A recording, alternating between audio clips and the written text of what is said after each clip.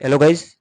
इस वीडियो में हम बात करेंगे यूजीसी नेट दिसंबर 2024 के लिए पेपर फर्स्ट की जो तैयारी किस प्रकार की जाए, पेपर वन या P1 की तैयारी कैसे की जाए, कैसे तैयार करें पेपर फर्स्ट को जहां हम एक अच्छा स्कोर प्राप्त कर सकते हैं और इससे हमारा नेट जेआरएफ का या नेट का या जो भी सपना है वो पूरा हो सकते हैं। मोस्टली एक जेआरएफ का सपना सबका रहता है। नेट चलो ठीक है दे दिया असिस्टेंट प्रोफेसर के लिए, कहीं यूनिवर्सिटी में पढ़ा रहे हो, कॉलेज में पढ़ा रहे हो या किसी भी यूनिवर्सिटी, देश के किसी भी यूनिवर्सिटी में असिस्टेंट प्रोफेसर का फॉर्म निकले हुए हैं, वैकेंसी आ रखी है, तो वहाँ जो है नेट क्वालिफिकेशन होना जरूरी चाहिए।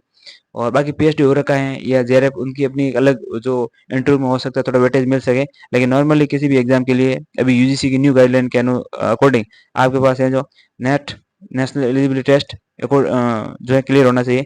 और पर्टिकुलर उस स्टेट से हैं तो आपके पास जो है वहाँ का स्टेट सेट जो स्टेट एलिजिबिलिटी टेस्ट वो क्वालिफाई होना चाहिए। तो अब हम बात करेंगे पेपर फर्स्ट के लिए क्या रणनीति हो कि जो हमारा नेट क्वालिफाई हो जाए।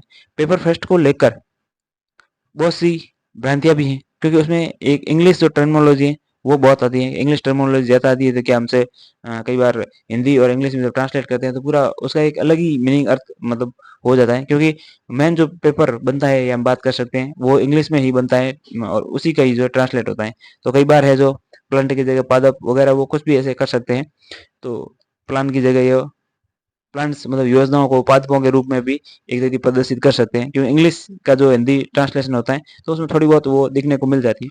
तो अगर हम बात करें पेपर फर्स्ट को लेकर किस प्रकार की रणनीति बनाए जो आपका जेआरएफ का सपना है वो पूरा हो सके, तो इसमें कुछ बिंदु हैं, कुछ पॉइंट्स अगर हम बात की जाए। सबसे पहले P1 यानी कि पेपर फर्स्ट की जो ऑल 10 यूनिट्स हैं उस पर वर्क करने की जरूरत है। कोई भी यूनिट छोड़े ना। कई बार हम सोचते हैं कि 2-3 यूनिट छोड़ दें, बाकी वाले देख लूंगा, 5 से 6 यूनिट पे काम कर लूंगा, कर लूंगी।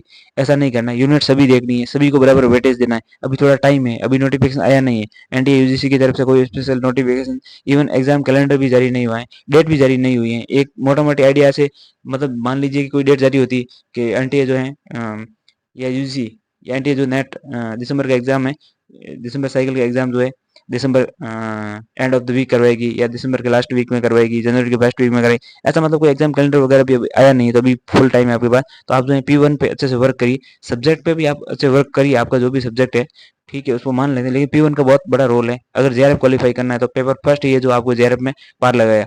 हाँ ठीक है, मतलब आप नॉर्मली पेपर वन को अवॉइड कर रहे हो या ये सोच रहे हो चलो ठीक है उसमें जो भी जारी होगा मैं तो अपने सब्जेक्ट पे बल पे मतलब पेपर सेकंड की अगर बात की जाए P2 या फिर सब्जेक्ट का पेपर हम बात की जाए तो ये आपको नेट करवा सकता है। अगर आपका सब्जेक्ट अच्छा है, सब्जेक्ट पे पूरी पकड़ है, कमांड है, तो आप नेट क्वालिफाई कर लोगे। फर्स्ट पेपर में आपके जरूर 20-25 क्वेश्चन सही तो हो जाएंगे, 20-22-23 क्वेश्चन भी हो और पेपर सेकंड ऐसा हो तो आपका नेट क्वालिफाई हो जाएगा।